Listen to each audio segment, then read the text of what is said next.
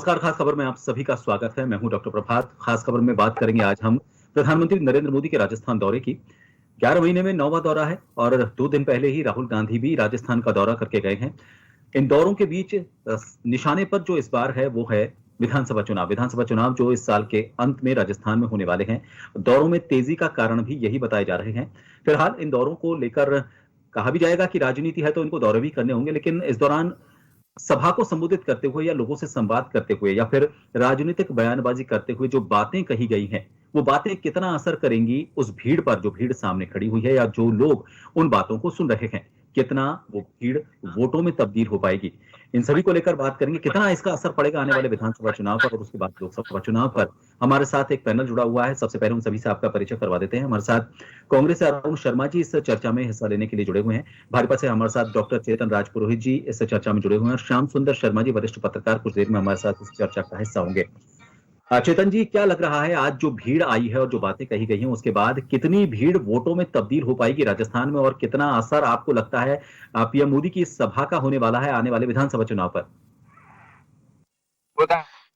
चुनाव में देखा है 25 की 25 दो दफे, तो ये तो मोदी जी का है। क्यों है? इसके पीछे कारण है। क्यों मोदी जी जो काम लोक कल्याण लाते हैं जनता के लिए और जनता को राहत प्रदान करने के लिए, क्या भारत में कभी ऐसा गया? शौचालय की भी आवश्यकता होती है गाँवों में। क्या किसी का दिमाग गया था? उसे हंसी उड़ाई गई थी, लेकिन उस समय क्या आवश्यकता थी या नहीं थी वो आप जानते हैं। उसकी बात किसान सम्मान निधि, इस प्रकार से मोदी जी ने हर वर्ग का ध्यान रखा है। और आज तो एक बहुत ही बधाई का दिन है, मोदी जी का अभिनंदन करने का दिन है, स्वागत करने का दिन है। इस प्रकार से देश की आधी आबादी को उन्होंने 70-75 साल के बाद में एक अधिकार दिया है, और जो 70 साल में नहीं हुआ वो 72 घंटे में इस भारत की भूमि पर संपन्न हुआ। और एक आधी आबादी को, हमारी बहनों को जो अधिकार प्रदान किया गया माननीय प्रधानमंत्री जी ने, उसके लिए पूरे देश की आबादी, हमारी बहनें जगह जगह पे स्वागत कर रही है, अभिनंदन कर रही है। मैंने जयपुर में भी कल 2 कार्यक्रम देखे थे, क्योंकि मैं जयपुर में हूँ, तो मैंने 2 कार्यक्रम देखे थे। किस प्रकार से देश की आधी आबादी में उत्साह आया है, कंधे से कंधा मिला करके राजनीतिक क्षेत्र में काम करने की जो भावना हमारी बहनों में थी, उनके अधिकार से उनको वंचित रखा गया था पिछले 70 सालों में, वो अधिकार आज माननीय मोदी जी ने दिया है। और मैं तो कहता हूँ कांग्रेस के मित्रों को भी कहना चाहता हूँ, आप स्वागत करिए, अभिनंदन करिए मोदी जी का, क्योंकि उन्होंने एक बहुत बड़ा ऐतिहासिक निर्णय और लोकसभा का विशेष सत्र बुला करके और बहनों का जो सम्मान किया है, तो सभी दलों को सारी चीजें छोड़ करके उन बहनों के समर्थन में आ करके इफ बट किंतु परंतु नहीं लगा करके मोदी जी का स्वागत करना चाहिए, अभिनंदन करना चाहिए। ये बात। दूसरी बात, विधानसभा चुनाव, बिल्कुल विधानसभा चुनाव सर के ऊपर है। हम लोग बिल्कुल मेहनत के साथ लगे हुए हैं, और हमारे माननीय प्रधानमंत्री जी के नेतृत्व में जिस प्रकार से उन्होंने काम किए हैं भारत की जनता के लिए, उसी को आधार बना करके हम चुनाव मैदान में जा रहे हैं। उनकी योजनाओं को लेकर के जा रहे हैं, उनके किए गए कार्यों को लेकर के जा रहे हैं, और उनके द्वारा जो लाभार्थी है, मैं परिवर्तन यात्रा के माध्यम से भी 18 दिन राजस्थान की जनता की नब्ज टटोली है। मेरे को ऐसे युवा भी मिले हैं जिन्होंने कहा कि काश मैं भी किसी नेता के घर जन्म लेता तो मेरे घर पे भी आज 4 आरएस अधिकारी होते। ऐसे युवाओं की सोच जब डेवलप होती है, जिस प्रकार से पेपर लीक हुआ, जिस प्रकार 17 लाख परिवार राजस्थान के, आप एक कल्पना कीजिए कि मेरा बच्चा अगर के एग्जाम देने जाता है या आपका बच्चा एग्जाम देने के लिए जाता है और उसको सुबह 9 बजे पता चलता है कि पेपर आउट हो गया है, क्या बीतती है दोनों परिवारों पर। इतनी मेहनत से वो उसके पिताजी पैसा कमाते हैं और अपने बच्चे के ऊपर खर्च करते हैं। और मैं तो हमारे कांग्रेस के भी तरुण जी को भी कहना चाहता हूँ, उनके बच्चे भी एग्जाम देने जाते होंगे। क्या 17 पेपर लीक होना की सामान्य घटना हो सकती है राजस्थान की धरती पर? या महिलाओं के ऊपर जिस प्रकार से अत्याचार हुआ है, खाजूवाला प्रकरण ले लीजिए, भीलवाड़ा प्रकरण लीजिए, पोटरी प्रकरण लीजिए, कितने प्रकरण आपको गिनाऊं मैं? गिनाता मैं थक जाऊंगा। जिस प्रकार से रेप हुआ है, जिस प्रकार से उनकी हत्याएं हुई है, क्या कोई कांग्रेस के नेता बोलते हैं हमारे मित्र, क्या उनके समर्थन में बोलते हैं? वो बहनें हमारे राजस्थान की, उन बहनों की इज्जत आबरू की रक्षा करना सरकार का धर्म में कर्तव्य है। उस कर्तव्य का अगर पालन है। तीसरी बात आता हूँ, माननीय राहुल गांधी जी कह गिनूंगा और किसानों की कर्ज माफी हो जाएगी। क्या कर्ज माफी हुई? क्या किसानों की जमीनें कुर्क नहीं हुई? अब कहते हैं इफ बट लगाते हैं, कब लगाते हैं? जब इम्प्लीमेंटेशन करने का समय आता है तब ये कहते हैं कि ये बैंक दे सकती है, ये बैंक नहीं दे सकती।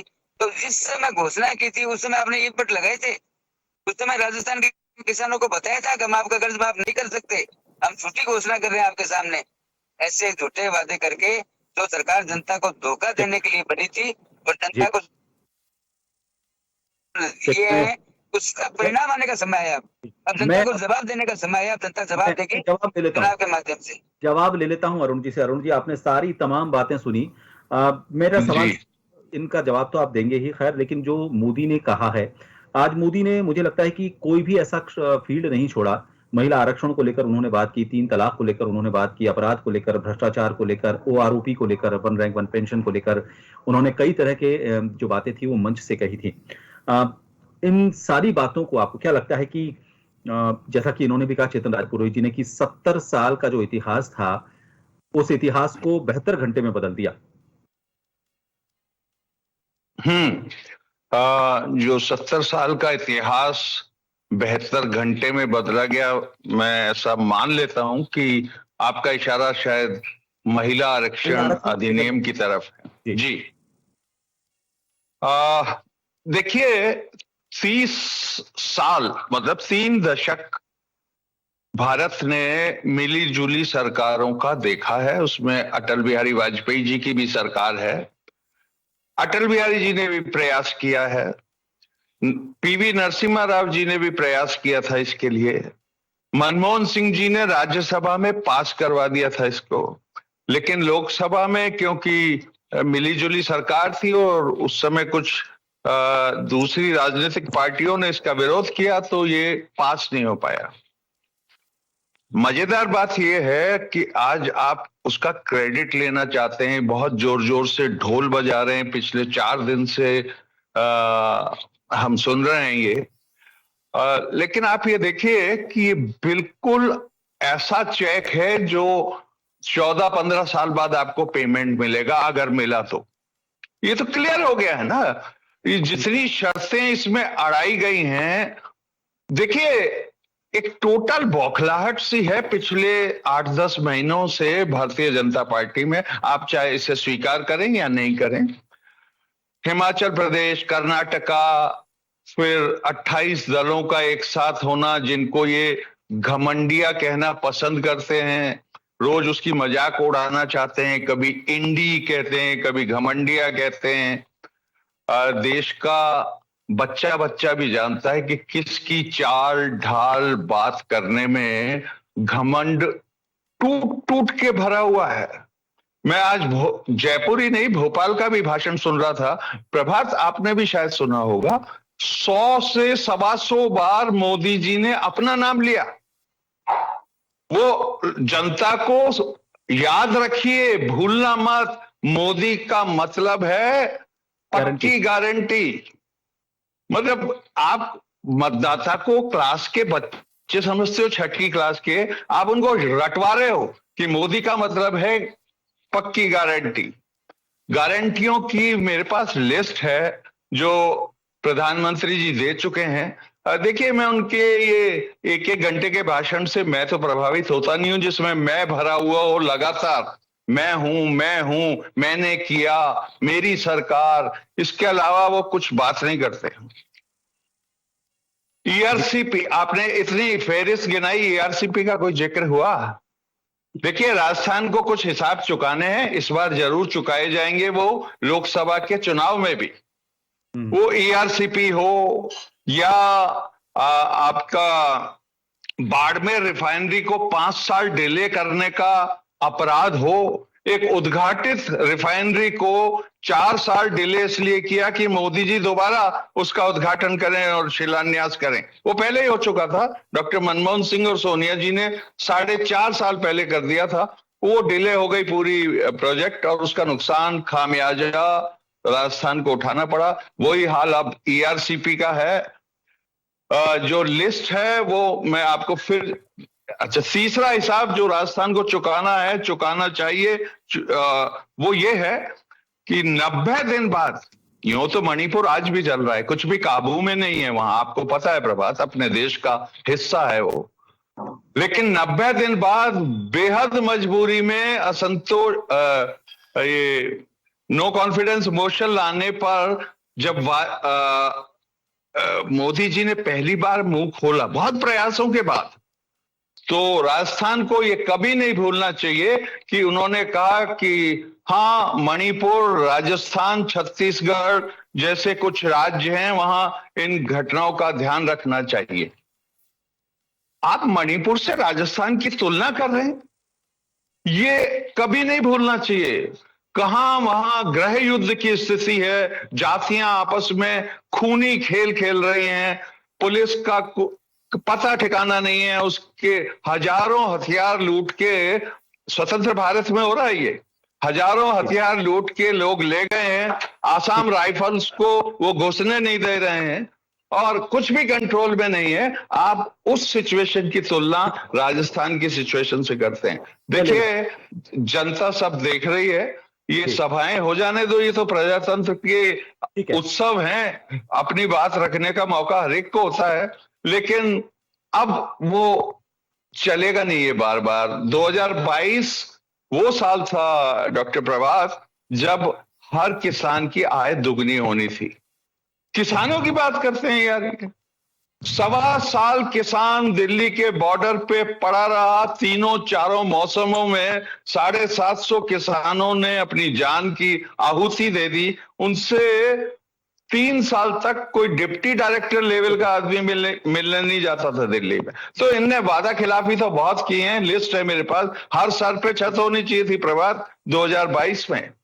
ठीक है, 15 लाख भी उसमें वही लाइन थी। ठीक है जी, 15 लाख का जो वादा था उसको लेकर भी कांग्रेस बार बार जिक्र करती है। वो पहले भी मजाक थी, मैं अब भी उसको मजाक मानता हूं, मैं उसको सीरियसली नहीं लेता हूं। मैंने कभी भी यकीन नहीं किया कि 15 लाख रुपया आपके पर्सनल अकाउंट में आ जाएंगे। ये तो मजाक, वो शाह साहब कह चुके हैं, जुमला था, और बाकियों के लिए नहीं कह पाए, वो बाद में कहेंगे कि ये भी जुमला था, एक्चुअली आप समझे नहीं। एक जर्नलिस्टिक ओपिनियन ले लेता हूं। श्याम जी, आपने राहुल गांधी की जो सभा थी 2 दिन पहले, उसमें हालांकि वो सिर्फ कार्यकर्ताओं के साथ थी, और आज एक जनसभा हुई है पीएम मोदी की। जो बातें कही गई हैं, चाहे उन्होंने कार्यकर्ताओं को कही राहुल गांधी ने या फिर जनता को कही है मोदी ने, क्या लगता है आपको जो बातें कही जानी चाहिए जब चुनावी माहौल होता है, क्या उन परंपराओं का दोनों ने पूरी तरह से निभाया है, या फिर लग रहा है कि कुछ और बातें ऐसी थी जो अब इस लीग से हटकर की जानी चाहिए, थोड़ी गंभीरता उन बातों में होनी चाहिए? कांग्रेस और बीजेपी में दोनों की बात करूंगा। देखिए प्रभात जी, राजनीति में जो कुछ होता है वो हो रहा है। अब राहुल जी आते हैं तो वो अपनी बात कहते हैं, अपनी पार्टी के लोगों को जगाने का काम करते हैं। मोदी जी ने अपने लोगों को जगाने का काम किया, इनके खुद के लोग जगते नहीं जगते। पास में बैठी हुई वसुंधरा जी का आज जिस तरह से, चेतन जी मेरे को तो लगा नहीं कि राष्ट्रीय उपाध्यक्ष बैठी हुई थी या कौन थी, मुझे नहीं पता, वो तो इग्नोर कर गए। आज प्रधानमंत्री की सभा में अगर राष्ट्रीय उपाध्यक्ष और पूर्व मुख्यमंत्री को बोलने का मौका अगर चेतन जी नहीं देता है तो आपकी पार्टी में ठीक ठाक चलता है। जब महिलाओं ने पूरा नेतृत्व किया है, नहीं, महिलाओं के गुणगान करने आए थे प्रधानमंत्री जी, भोपाल में ज्यादा महिलाओं का गुणगान किया, 23 मिनट तक भोपाल में महिलाओं के लिए बोले। आज मैं भी सुन रहा था, अरुण जी मैंने भी सुना भाषण, दोनों ही सुने, और मैंने सोचा कि राजस्थान पर कुछ तो बोलेंगे, लेकिन मुख्यमंत्री अशोक गहलोत को आरोप प्रत्यारोप लगाने का सिलसिला जो लगाया प्रधानमंत्री जी ने लगाया, बाकी के लोग लगाते तो कोई बात नहीं थी। अब देखिए, उन्होंने कहा कि 5 साल बर्बाद कर दिया है मुख्यमंत्री अशोक गहलोत ने, अब हम आएंगे तो डबल इंजन की सरकार बहुत कुछ करके दिखाएगी।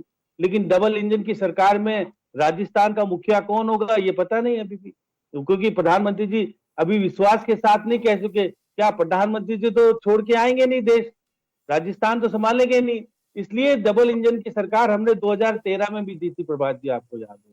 तो 2.5 साल तक तो बातचीत ही नहीं होती थी हमारे मुख्यमंत्री और प्रधानमंत्री के बीच में। अभी डबल इंजन की सरकार किसका नेतृत्व में बनेगी, मुझे अभी तक शंका बहुत होती है। देखिए, राहुल गांधी ने जिस प्रकार से कल कहा है कि राजस्थान में मुकाबला कड़ा है, निश्चित तौर पर मध्य प्रदेश और छत्तीसगढ़ तो जीत रहे हैं, राजस्थान में मुकाबला कड़ा राहुल गांधी भी मानते हैं, तो मुख्यमंत्री अशोक गहलोत को सतर्क हो जाना चाहिए कि उनके बीच में और पायलट के बीच में अब जो कुछ है खत्म करो, आगे की अच्छी चीजें सोचो। एक साथ मिलकर के, पहले तो पूरी राजस्थान का दौरा करने जा रहे थे मुख्यमंत्री जी, अब उन्होंने परिवर्तन कर दिया है कि वो जा रहे हैं 18 जिलों के दौरे पे निकलेंगे और करीब 35 विधानसभा क्षेत्रों में जाएंगे और जा रहे हैं। वो देखिएगा 27 तारीख को जयपुर में कार्यक्रम आयोजित करेंगे, संवाद भी करेंगे, महिलाओं से भी करेंगे, युवाओं से भी करेंगे। तो उन्होंने अपना कार्यक्रम घोषित कर दिया है। वो आज से जाने वाले थे, परिवर्तित किया है। वो 27 से 3 दिन जाएंगे, फिर उसके बाद 3 अक्टूबर से 7 अक्टूबर तक जाएंगे। वो उनकी यात्रा क्लियर होगी 6 दिन की। उसके बाद राजस्थान की राजनीति में निश्चित तौर पर एक नया दोनों ही पार्टियों में जिस तरह का चल रहा है, अगर यही चलता रहा तो केंद्रीय नेतृत्व को दोनों को ही धोखा मिलने की संभावना क्यों जताई जा रही है। अगर राहुल गांधी को तो फिर कहना चाहिए कि हम तो इतनी गारंटी दे दी, 11 गारंटी 10 तो दे चुके थे, एक गारंटी और दी है मोबाइल वाली। तो मुख्यमंत्री जी ने इतनी गारंटी देने के बाद भी अगर राहुल गांधी को विश्वास नहीं हो रहा है तो फिर चिंता का विषय कांग्रेस के लिए भी और मोदी जी के लिए खुद के लिए तो है कि वसुंधरा जी को आप पास बिठा करके आप एक दिन पहले गजेंद्र सिंह शेखावत क्यों जाते हैं उनके घर पर, और क्यों फिर वो कोर कमेटी की बैठक में आती है। और फिर आज पूरे मंच पे देखा कि वो जब भी आई, जब प्रधानमंत्री जी मंच पे आए, उससे पहले नहीं आई वो। तो इसका मतलब क्या है चेतन जी, चिंता का विषय बहुत है। और देखिए खुद के घर पर जैसे ही संसद में पारित हुआ नारी शक्ति बंधन अधिनियम, अपने घर पर कार्यक्रम आयोजित किया, बीजेपी कार्यालय में नहीं किया। और वहां पर कहा कि राजस्थान की धरती पे रहूंगी, जाऊंगी नहीं, आधी जनता मेरे साथ है, यहीं रहूंगी। और फिर दूसरे दिन रामलीला मैदान में क्या कहा वसुंधरा जी ने, महाभारत का जिक्र किया कि कृष्ण जी ने द्रौपदी के साथ न्याय किया था और उनको कौरवों से बचाने का प्रयास किया था। लेकिन आज वसुंधरा जी, मैं तो कह रहा था कि कृष्ण जी आए थे हमारे यहाँ, अब कृष्ण जी ने साथ नहीं दिया। मोदी जी को कृष्ण जी मान रही थी ना वो तो, कि कौरवों ने मुझे घेर लिया राजस्थान में, कृष्ण जी मुझे बचा लो। लेकिन कृष्ण जी आज बोले भी नहीं, बंसरी की तरफ उनकी शक्ल को देखा नहीं, और वो जबरदस्ती बेचारी बीच में जाती थी और करती थी कि भाई मेरे को भी जोड़ लो। तो ये वसुंधरा जी के साथ अगर कह दो ना फिर कि नहीं, रिजेक्ट, हम नहीं करेंगे, हम तो अपने चुनाव लड़के जीत के आएंगे, तो ये निश्चित तौर पर दोनों ही पार्टी में अंतर कलह की स्थिति व्याप्त है। और निश्चित तौर पर केंद्रीय की बात देखिए, मैं तो देख रहा था मंच पर सचिन पायलट ने एक बहुत अच्छी खूबसूरत वीडियो हमारे पास भी भेजा, प्रभात जी आपके पास भी आया होगा, बातचीत दिखा रहे हैं। और वसुंधरा जी भी बातचीत नहीं कर पा रही जितना कि उनको दिखाया, बातचीत करते हुए दिखाया, और अशोक गहलोत अपने तरीके से उनको बातचीत करते हुए नहीं दिखा रहे थे। तो ये देखिएगा दोनों नेताओं में बहन भाई का रिश्ता है। वो तो राजस्थान में सबको कोई मानता नहीं, बहन का शासन आता तो भाई सुरक्षित रहता है और भाई का शासन आता है तो बहन सुरक्षित रहती है। अरुण जी ये तो जग जाहिर है, अभी भी देखा 5 साल में सचिन पायलट ने आरोप लगाए, कोई जांच नहीं, कोई आयोग नहीं, कुछ नहीं। हम तो बहन भाई का रिश्ता निभाएंगे, वो निभाएंगे। तो अब प्रदेश के साथ जनता किसके साथ निभाएगी रिश्ता, ये तो फिर देखिएगा जब वोट आएंगे, जब मालूम पड़ेगा। और अभी देखिएगा हनुमान बेनीवाल भी निकल गया, यात्रा में निकलेगा 28 तारीख से, 27 को मुख्यमंत्री जी। और देखिए हनुमान बेनीवाल का विधानसभा क्षेत्र भी आएगा, खिवसर भी आएगा, जैसलमेर भी आएगा मुख्यमंत्री जी की यात्रा में। अब देखिए रणनीति में किसको कहाँ कैसे फायदा होगा मुझे नहीं पता, लेकिन राजस्थान का रण। चेतन जी से जवाब लेते हैं। जी जी चेतन जी, आपको लगता है कि पीएम के इतने दौरे रहे हैं, लेकिन इस बीच जिस तरह की घोषणाएं और जो राहत कैंप लगाए गए हैं मुख्यमंत्री गहलोत की तरफ से, महंगाई राहत कैंप लगातार लगाए गए हैं, लगता है कि आपको महंगाई राहत कैंपों पर भारी पड़ेगा पीएम मोदी का दौरा, और इन राहत कैंपों का या फिर जो भी योजनाएं चलाई गई हैं उन योजनाओं का कोई असर नहीं होगा और पीएम की मोदी की जो सभाएं हैं वो भारी रहेंगी? ये उन हालात में कह रहा हूं जब जैसा कि श्याम जी ने भी बताया कि अभी अंदरूनी जो सिर्फ फुटबॉल है, चाहे हम परिवर्तन संकल्प यात्राओं की बात करें, उन दौरों में एक दूसरे नेता मंच साझा नहीं कर रहे हैं, और इसके अलावा डायलॉगबाजी लगातार चल रही है। एक सभा में तो जब मंच पर जा रही होती है वसुंधरा राजे परिवर्तन संकल्प यात्रा के एक कार्यक्रम में, तो वो जाते जाते अपने कह जाती हैं एक इशारे से, सीपी जोशी को इशारा करके जाती है कि कोई पर्ची मत भिजवा देना बोलने के लिए, मैं पूरी बात बोलूंगी। आपको लगता है इन हालात के बीच में वापस कोई कोशिश कामयाब होगी पीएम मोदी की? आप इनको महंगाई राहत कैंप नाम क्यों देते हैं? मैं तो इनको कहता हूँ महंगाई राहत कैंप नहीं थे, ये महंगाई आहत कैंप थे। कैसे? सबसे ज्यादा महंगाई पेट्रोल डीजल की राजस्थान के अंदर है, गंगानगर के अंदर, हिंदुस्तान के अंदर। सिलेंडर 1200, बेरोजगारी के अंदर, एक मिनट, बेरोजगारी के अंदर जो राजस्थान 7वें नंबर पर था, आज किस स्टेज पर है हमारे कांग्रेस के मित्र बता सकते हैं। तीसरी बात, हमारे कांग्रेस के मित्र कह रहे थे राजस्थान की जनता हिसाब करेगी, बिल्कुल करेगी हिसाब, यहाँ का पूर्वी राजस्थान का गुजर भी हिसाब करेगा। जिन जिन के साथ धोखा किया इन्होंने 4.5 साल तक, चाहे युवा है तो युवा हिसाब करने के लिए बेताब है, किसान हिसाब करने के लिए बेताब है, महिलाएं, हमारी बहनें जिनके साथ अन्याय, मणिपुर याद आता है हमारे कांग्रेस के मित्र को। हम कहते हैं मणिपुर में जो हुआ गलत हुआ, ऐसा नहीं होना चाहिए। आप भी बोलिए, भीलवाड़ा के अंदर सरकार की नाकामी है, सरकार नहीं, कोटड़ी के अंदर नहीं बचा पाई, खाजूवाला के अंदर नहीं बचा पाई हमारी बहन को। आप बोलिए, स्वीकार कीजिए इस कांग्रेस सरकार की महिला के ऊपर आप मोबाइल देते हैं। क्या करेगी मोबाइल महिला लेकर के, जब उसकी सुरक्षा ही सुरक्षित नहीं है, जब उसकी असमति सुरक्षित नहीं है, क्या करेगी मोबाइल लेकर के। अब आता हूं मैं मुख्य मुद्दे पर। हमारे कांग्रेस के मित्र अभी मणिपुर की भी बात की, इन्होंने मोदी जी के बारे में भी बात की, और मेरे को तो आश्चर्य हुआ किसानों के बारे में बात करने की हिम्मत कर रहे हैं। जिन किसानों को सम्मान निधि प्रधानमंत्री 6,000 रुपए देने का प्रयास देने का काम किया है, उन्हीं किसानों की 22,000 किसानों की इन्होंने जमीन कुर्क करा दी है राजस्थान के अंदर। और ये हिम्मत करने की, किसान की बात करने की, किसान की बात करने की हिम्मत कांग्रेस के प्रवक्ता की कभी नहीं हो सकती है। मैं मान के चलता हूँ, क्या क्या किसानों के लिए एक योजना बताते हैं अशोक गहलोत साहब की, 4.5 साल में नहीं गिना पाए आप केवल मोदी जी के ऊपर बोलते हैं। बोलिए, मोदी जी पर अधिकार है आपका, हम कहते हैं ये, लेकिन मोदी जी ने किसान सम्मान निधि दिया उसकी भी बात की है, एमएसपी जिस प्रकार से 1.5 गुना बढ़ाई उसकी भी बात कीजिए, जिस प्रकार नैनो यूरिया लागू किए लाए हैं उसकी भी बात कीजिए, फार्म इम्प्लीमेंटेशन की बात कीजिए, वैल्यू एडिशन सर्विसेज की बात कीजिए, एग्रीकल्चर किसानों का हेल्थ कार्ड की बात कीजिए। नहीं करेंगे आप राजस्थान के हाईवे की बात नहीं करेंगे। किसानों को लेकर आप बात करें, किसानों को लेकर मैं बात करता हूं। नहीं करेंगे किसानों की जी, एक योजना हमारे कांग्रेस के मित्र किसानों की बता दे राजस्थान के अंदर, मैं मान जाऊंगा। RKVY 85% central government, 15% state government. आप आइए केवीके के अंदर, कृषि विज्ञान केंद्रों के अंदर आप आइए, बात करिए मेरे से। सारा का सारा 100% फंडिंग भारत सरकार की। अरुण जी, किसानों को लेकर उनका ये कहना है कि किसानों को लेकर सबसे ज्यादा जो योजनाएं हैं वो किसान सम्मान निधि की बात करें या फिर और दूसरी योजनाओं की बात करें, यूरिया को लेकर उन्होंने बात की, सेंटर्स को लेकर उन्होंने बात की, एमएसपी को लेकर उन्होंने बात की है। किसानों को लेकर सबसे ज्यादा आरोप ये लग रहा है कांग्रेस सरकार पर, और बार बार बात जिक्र होता है राहुल गांधी। कांग्रेस के मित्र एक योजना बताए राजस्थान में किसानों की, मैं मान जाऊंगा। बार बार कहते हैं कि 10 तक गिनती करने के लिए उन्होंने कहा था कि आप 1 से 10 तक गिनिए और सारा का सारा कर्जा माफ हो जाएगा। वो चेतन जी 40,000 रुपए दिए प्रति पशुओं का, या फिर 2,000 यूनिट बिजली फ्री दी, वो किसानों के लिए किसी और के लिए? मैं आता हूँ अरुण जी से लेता हूँ, अब तक जो आपने कहा उससे अरुण जी से काउंटर लेता हूँ। अरुण जी बोलिए। देखिए, चेतन जी का अनुशासन है जो ये शायद प्रधानमंत्री जी को भगवान के स्तर पर रखते हैं, मैं नहीं रख पाऊंगा। ये जिस तरीके की स्तुति कर रहे हैं वो अलग स्केल की बात है। हम नेता को नेता ही माना जाना चाहिए, उससे ज्यादा ठीक नहीं है। देखिए, ये चुनौती दे रहे हैं कि कांग्रेस ने किसान के लिए क्या किया। मैं कह रहा हूं ये भी कमाल के अनदेखा है इनका। एक तो मैंने बताया, जब से 4.5 साल से सुन रहा हूं मैं, ये लगातार कहते हैं किसान का कोई कर्जा माफ नहीं हुआ, वो आत्महत्या कर रहा है। ये कम से कम आधा झूठ तो है ही। सारी कोऑपरेटिव बैंक्स का करीब 15,000 करोड़ रुपया माफ किया गया है कर्जे में। 22 लाख राजस्थान के किसानों पे से कर्जा माफ कर दिया गया है, उसका ये जिक्र भी नहीं करना चाहते।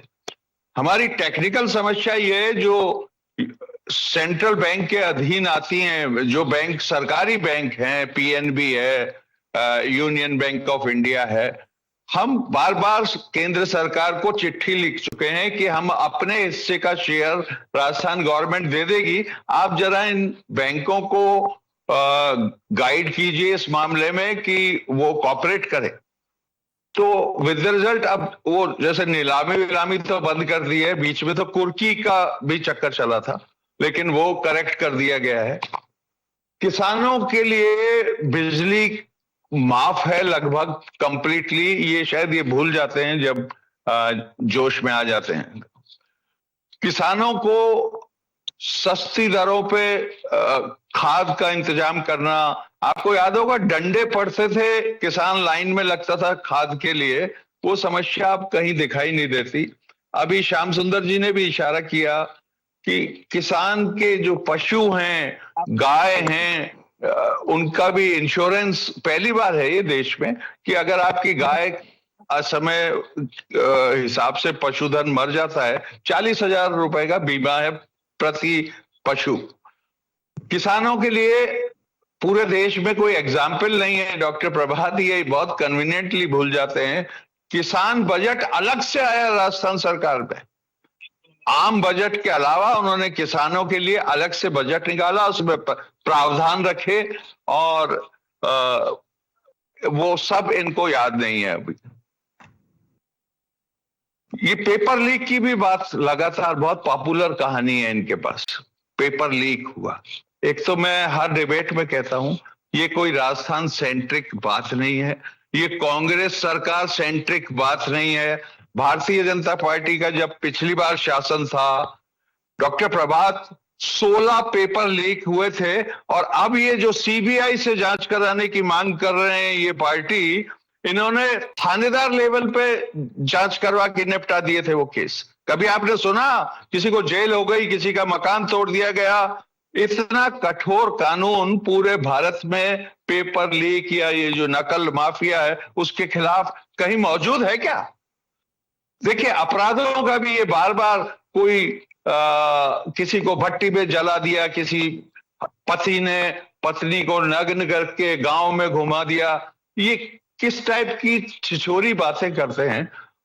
देखिए, अपराध, एक मिनट, किसी अपराध में सरकार का, चेतन जी बोल लेना, दुर्भाग्य, किसी सरकार का रेस्पॉन्स करने का फर्ज है। अगर कहीं कोई अपराध हो रहे हैं जो कि पूरे हिंदुस्तान, अपराध अगर पूरे हिंदुस्तान में हो रहे हैं, ये क्या यूपी में राम राज्य चल रहा है इस समय? ठंडी हवाएं बह रही हैं वहां। हम तो ये कह रहे हैं जो रेस्पॉन्स रेट है राजस्थान की, कन्विक्शन रेट है, वो ऑल इंडिया रेट से कहीं ज्यादा है, कई केसों में तो डबल है। हम 3-4 घंटे में अपराधी को पकड़ लेते हैं और ये अपनी रिकॉर्ड बजा रहे हैं। पूरा बाकी के इंडिया की हालत तो देखिए आप। ठीक है, मैं माफी चाहूंगा आप सभी राजस्थान की महिलाओं का जिन्होंने अपमान किया। मैं माफी चाहूंगा, समय अरे आपका एमपी तो बचा लो पहले, वो ब्रजभूषण, माफी चाहूंगा आप सभी से। अरे अपमान तो आपका रिकॉर्ड है सर। सामान्य भाषा में आपने कह दिया महिलाओं के अपराध के बारे में कल्पना नहीं की। चेतन जी माफी चाहूंगा, हो चुका है, लेकिन जो दौरे हुए हैं, राजनीतिक दौरे हुए हैं, देखिए योजनाओं का जिक्र होना चाहिए, अच्छी बात है, लोगों तक वो जानकारी भी जब पहुंचती है योजनाओं के जरिए, उन लोगों को पता चलता है कि उनके लिए किस किस तरह की योजनाएं सरकारें लेकर आई हैं। लेकिन जब योजनाओं से ऊपर आकर जब बात अहम की होने लगती है, या फिर आरोप प्रत्यारोप के बीच हम एक स्तर को छोड़ देते हैं, चाहे किसी भी राजनीतिक दल का हो या किसी भी राजनेता का हो, मुझे लगता है कि उस स्तर को नहीं छोड़ना चाहिए। योजनाओं की बात जरूर होनी चाहिए, दौरे भी होने चाहिए, राजनीति का फर्ज निभाने के लिए पूरी कोशिश नेताओं की तरफ से की जाती है, लेकिन इस राजनीति के फर्ज को निभाते हुए हमें यह भी ध्यान रखना चाहिए कि वो राजनीति किन के लिए कर रहे हैं, किन वादों के साथ वो यहां पर आए हैं, और उन वादों को पूरा करने के लिए उन्होंने कौन सी बातें मंच से कही थी पिछले 5 साल का, वो खुद एक सेल्फ एनालिसिस करें और ये मालूम करें कि उन्होंने 5 साल में क्या किया। 4.5 साल खाली जाते हैं और लास्ट के 6 महीने जनता को यह एहसास कराने की कोशिश करते हैं कि वाकई वो राजा थी, लेकिन बाकी 4.5 साल क्या। राजनीतिक दल ये जो कोशिश कर रहे हैं, ये कोशिश थोड़ी सी और सार्थक हो, इसमें और थोड़ी सी शुचिता आए, तो मुझे लगता है कि उनके दौरे भी सार्थक होंगे। बहुत बहुत शुक्रिया आप सभी का हमसे इस खास खबर में जुड़ने के लिए। नमस्कार।